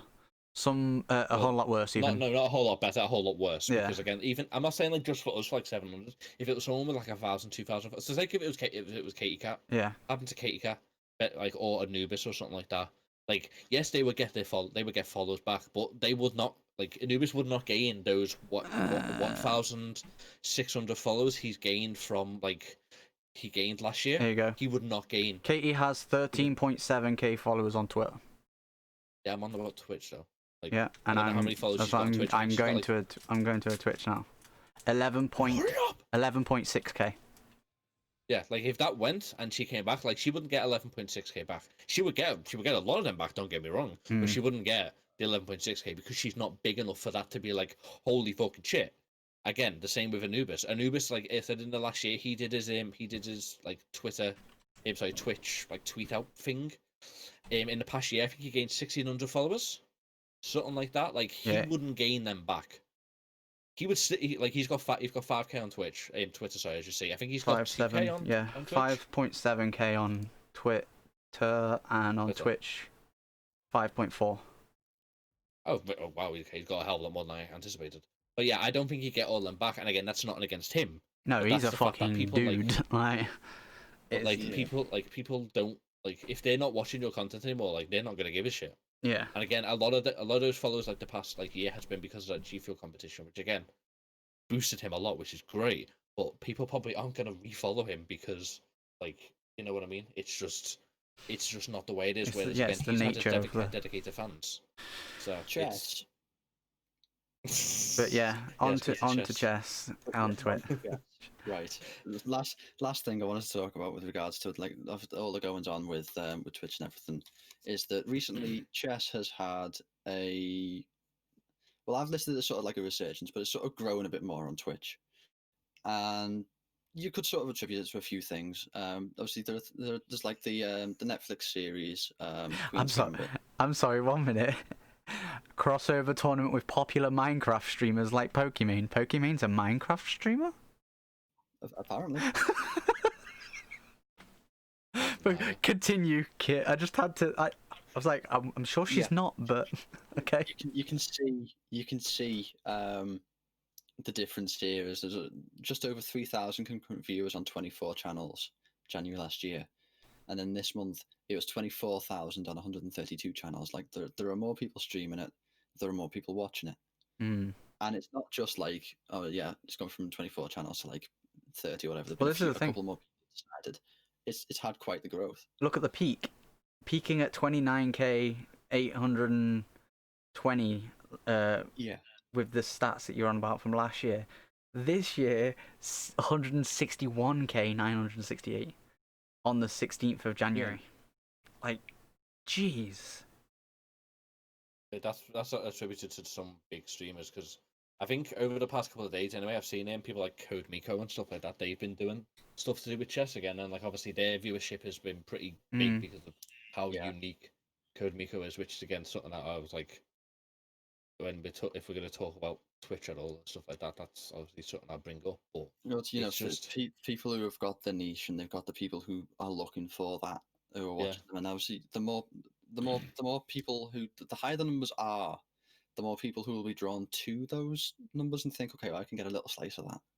Well, that as well as also to be thinking, why the hell is chess getting 121,000 views and being like one of the top 10 like viewed Twitch like categories, in a sense.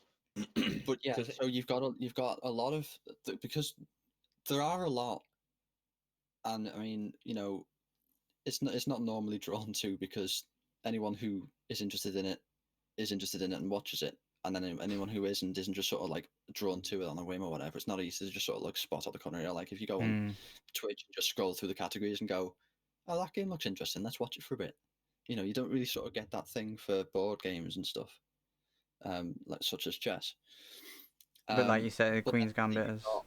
You got the release of the Queen's Gambit series on Netflix. You've had chess tournaments that haven't been able to go on because obviously social distancing and stuff, and people can't go in. So they've been going on digitally, and since they're going on digitally, you may as well stream them. And then you've got like really top tier players like the Grandmasters and stuff who started streaming their games and their takes on other people's games, because you do tend to get commentary on them from people who are at the top of the game, as you do with like any other sport. If you similar to the vein I said about like Anubis improving on PvP in Destiny, is partially down to the fact that he's worked so closely with physics, and physics has given him the knowledge, of movement and stuff within Destiny. So rather than him, just generally moving around like a bot, essentially, not saying he was before, but basically taking a zero to a hero sort of thing. The same sort of situation with the the Grandmasters. They could give you a few pointers, obviously not too much because they don't want you to be the next Grandmaster and take them out, but like give you a few pointers to maybe improve your game and get better and have more fun with chess, especially with chess being as old as it is. A lot of people, you go to a school in the UK at least, and most of the US, and go, oh, I play chess, I'm in the chess club, or some along those lines, and people are just gonna go, ha, nerd, and like bully you and all this, like, do you know what I mean? It's frowned upon by the popular kids essentially in schools and stuff. So not a lot of people who would potentially take up the hobby of playing the game do take it up until they're a lot older.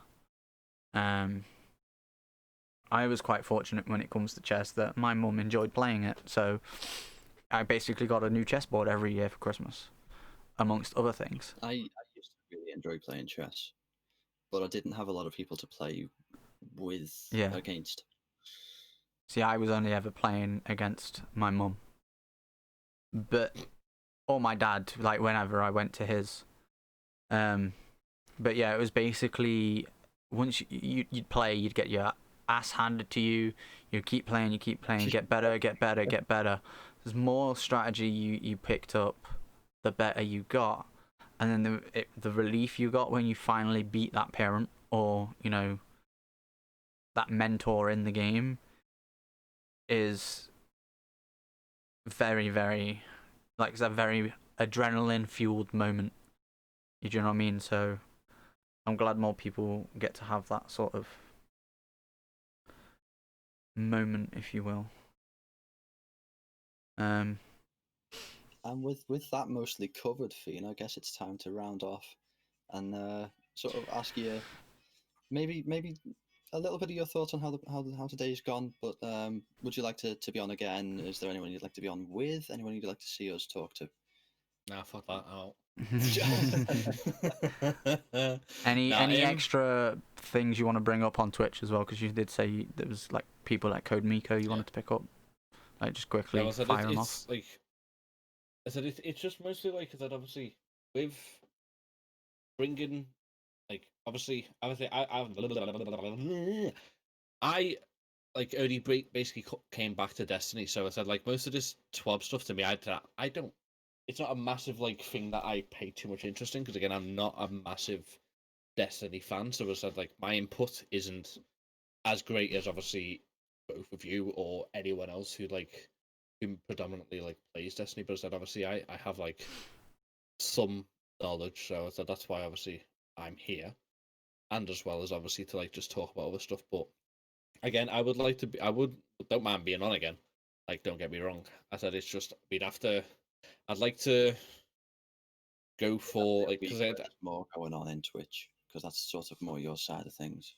yeah, in a sense, and I don't mean that to be like, oh yeah, well, like fuck you guys, like I don't want to be here because I do. I don't like. I mean, I'm really tired, so like it's that's why I haven't really had much to say because I said I am quite tired today, but I have had I've enjoyed it. I said it's just I would come back on and I would predominantly I'd like my thing to be focused on or my contribution would to be focused on like anything to do with Twitch. So like get questions from people and all that type of stuff. Because, you know, it would be a hell of a lot easier. But I've got what's it called? I've got I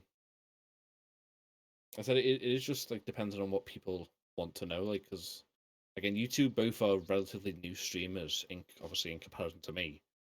Yeah, And, my like, account. yes. My account is 6 years, 7 years old, but I streamed about like how I am now, streaming regularly. You know, consistently at least like 2 or 3 times a week. Now I'm obviously doing it like 5 times. I was doing before I got affiliate. I was doing every day. So 7 days.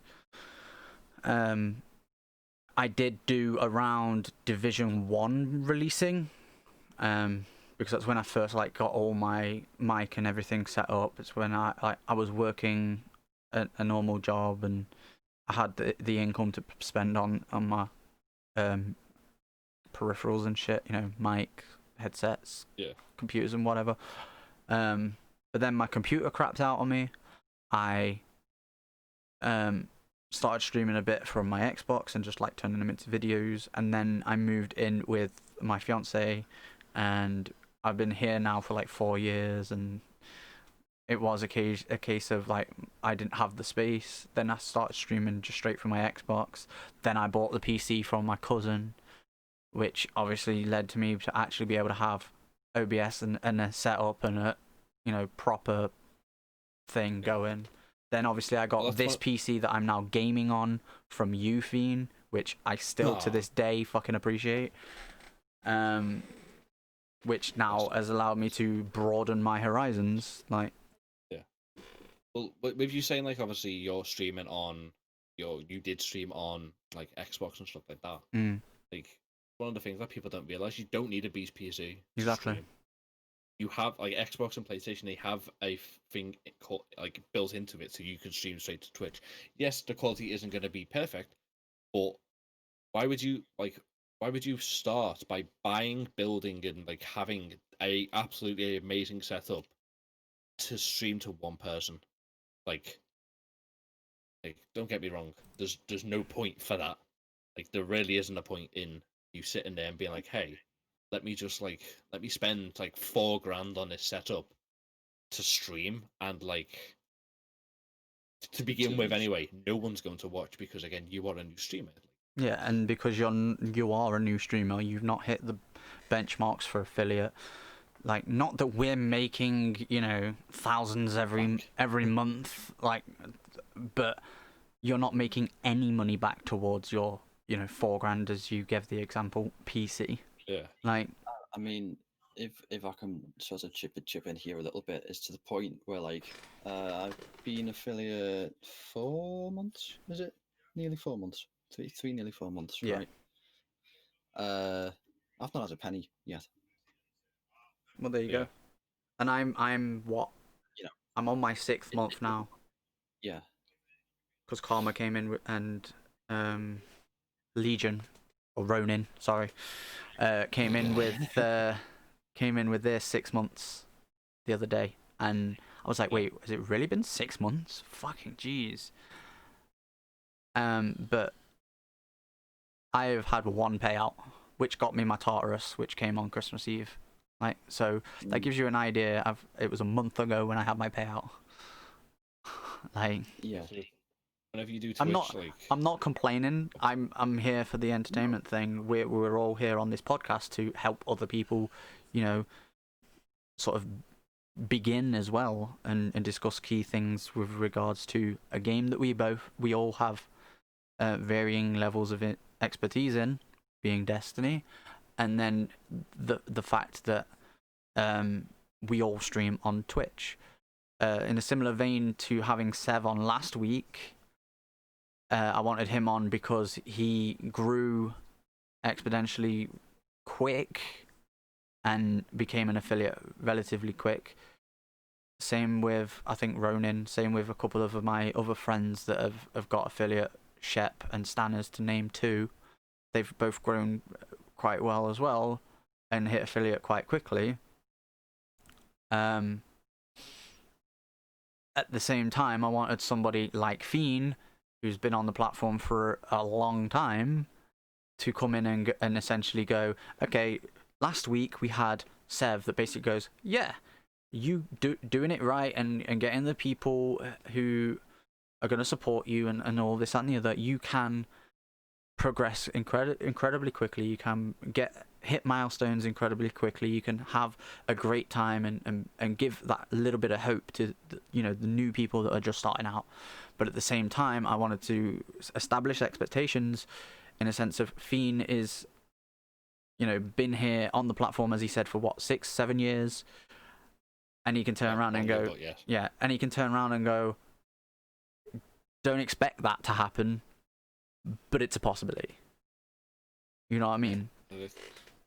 Again, there's just so many like different things, and again, like whether you guys want to get into it now or not is obviously down to you. I don't mind like talking a bit about it, or whether we can save it for like whenever the hell you guys decide that you want me back. Yeah, I'll be saying. Fuck you. But no, again, it's I'd rather, me personally, I'd like to focus on. And I don't mind being here for the TWAB and stuff like that, because again, it's like I can put my input into it, but like my knowledge is going to be more based rather than Destiny, because again, I play it casually. Even though, granted, I have played in the past like 6 months 540 plus hours. That's still like in Destiny terms, that's still casual. Like, let's be honest. So, yeah, since coming to PC, I think I've got 200 hours, and that's what, a month. So something like that. I don't know, but pardon me. But yeah, no, it's I said I've enjoyed being here. I said it's just I am fortunate, like 235. Because so 235.4 hours I've played since coming to PC. Damn. But yeah, no, we'd appreciated having you on. Like I said, part of the reason we wanted you on was we gave people a bit of hope last week of, yeah, you can build up really fast. You can, get to be a key. Basically, what you're saying is you've got people saying that they can do this, they can do that, and they can make it like instantly, and you have me to just go, no, fuck off, you're not doing it, because that is the unfortunate side effect of. Don't expect it. Yeah. Yeah, it's the thing. Like, you can't. Like, no one like the oldest saying in the book, Rome wasn't built in a day. Like, yeah, fucking your Twitch channel isn't gonna take off after the day. It can do. Don't get me wrong, it can do, but it's not likely. It really isn't. It's like you've got to put the time and the effort in, and you've got to have that time, and you've got to have that effort to do it. Again, that is the biggest reason why I stopped. Because again, I had the time, I didn't have the effort, and I had the effort, but I didn't have the time, and I didn't have either, and then I have both, and just it's not easy being a content creator. It really isn't. So, and again, a lot of people think it's something that a lot of people think expectations. It's fallen on me to round things off because we're starting to run low on time, and we didn't expect to run this long. So I'm going to wrap up with this quote, really, in that the stories you see of people like making it dead quick, it can happen. It does happen. It's not surprising that it happens because there are a lot of people who are trying. And I'm going to take a quote from someone who I watch quite a lot, in that it shouldn't surprise you that somebody wins the lottery. Though it might surprise you to find out if you've won the lottery. Exactly what Kit said. So, just the moral of the story is, don't expect Yeah. Don't expect it, but don't expect anything. don't get discouraged when it don't happen. Unless it's the Spanish Inquisition. Always expect the Spanish Inquisition. But no, yeah, no. So I definitely want to come back, and I said I definitely want to put like more time onto the Twitch side of it. But again, like obviously I know that this is like Yeah, it was a big week for the TWAB, to be fair. yeah, so that's what you should help me on first. But no, yeah, no. So it's obviously it'll be down to you guys when you want me to come back. I said I just we'll figure out. Here's the going on. and here's the other thing. If there's ever a time where we think, you know what, we might have like a third guest, you damn well know it's going to be you, like a third co-host, even not guest. Like providing you want to do it. So. Am I getting promoted?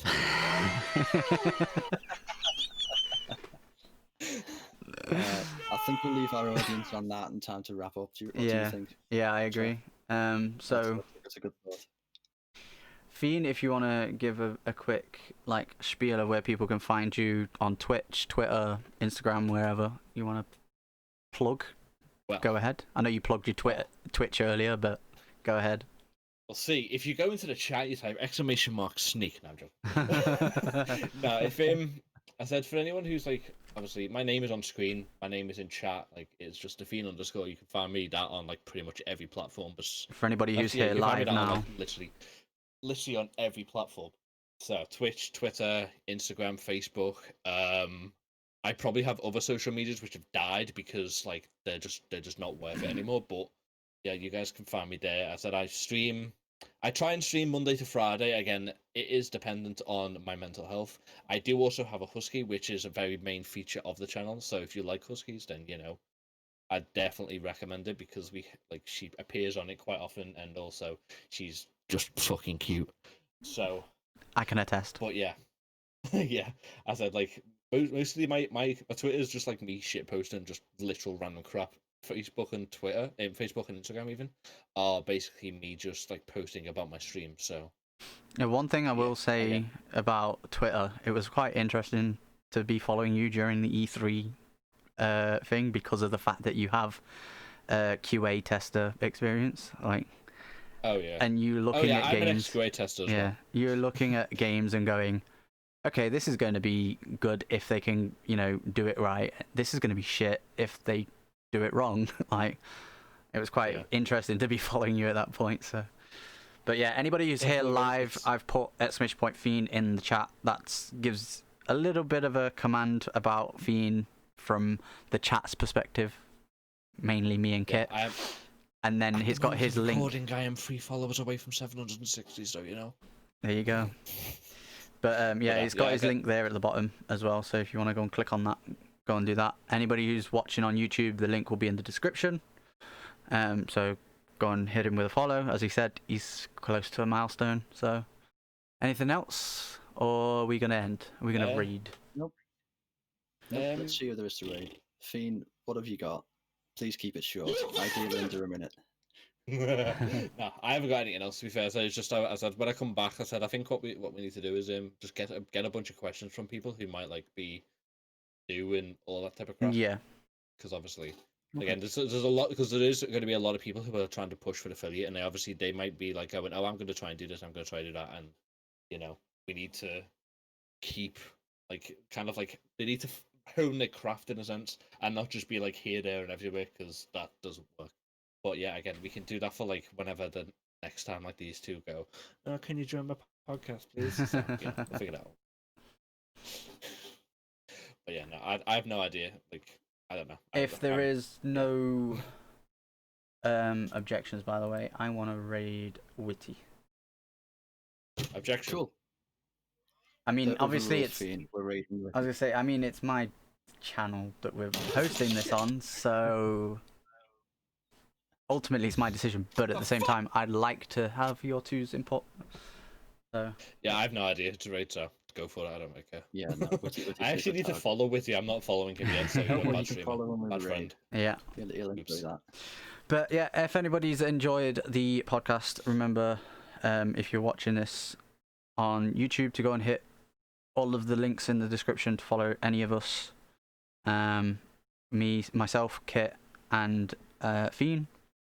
If you're watching this live on the stream or as a VOD on Twitter, Twitch even, fucking hell, we appreciate it, and we appreciate you hanging out, and we'll see you in the next one. Which actually, as per a suggestion from Fiend on last week's episode, I'm actually going to reach out to Wraithbound CA and see if because he's already said he wants to be on it, and I did say episode 4 originally, but that was before we did episode 1, so I'm going to double check with him. But yeah, it should be. Just keep an eye on Twitter. My Twitter is linked in my channel, and I'll link it in the description as well on the YouTube video, so that you can keep an eye on it. But until next time, we're going to be raiding Wittycoff. If you want to say anything else before we leave, Kit, Fiend, be sure to speak up. We've said enough already. I think we should just go. Okay. More. You'll get another episode at some point, Fiend. We'll figure out when you're coming on. Yeah, no, go on. Just ready. Get this. Let's go say hi to Witty. Hi. Get to bed. He's tired. It's not me that needs to go to bed. You were yawning earlier. Go get some rest. Thanks very much for being on, Fiend, and we appreciate everybody for hanging out. Peace. Very welcome for my presence.